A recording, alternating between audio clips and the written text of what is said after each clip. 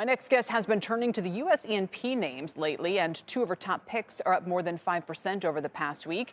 Let's bring in Victoria Greene, G-Squared Private Wealth CIO and a CNBC contributor. Victoria, let's start with why, a lot of times it's very hard to predict what's going to happen with these international developments. So why did you jump into the E&P space, and where did you put your money?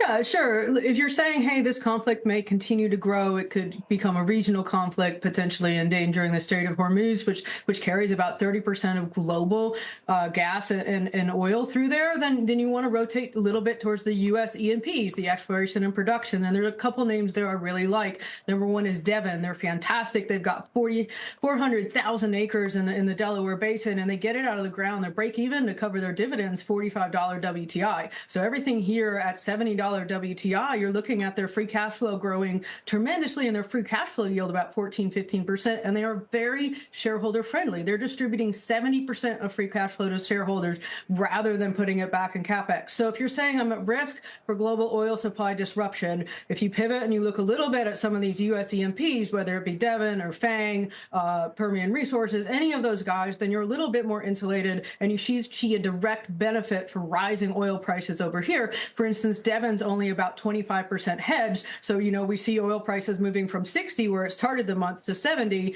That's a pretty big rise, and that shareholder and that rise should be coming back to us as shareholders, which should be very accretive. And you like Exxon too? I mean, can you be in these for the long run?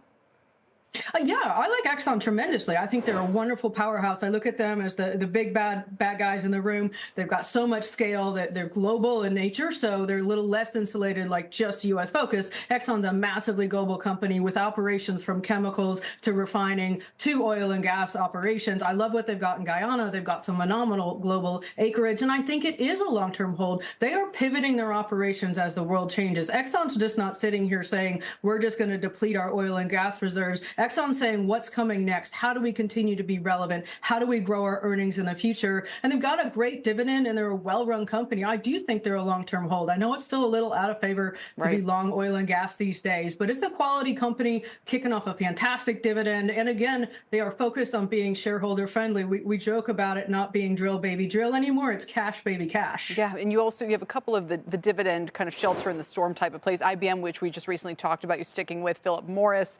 And then in industrials and defense, GE and RTX. Why do those two jump out?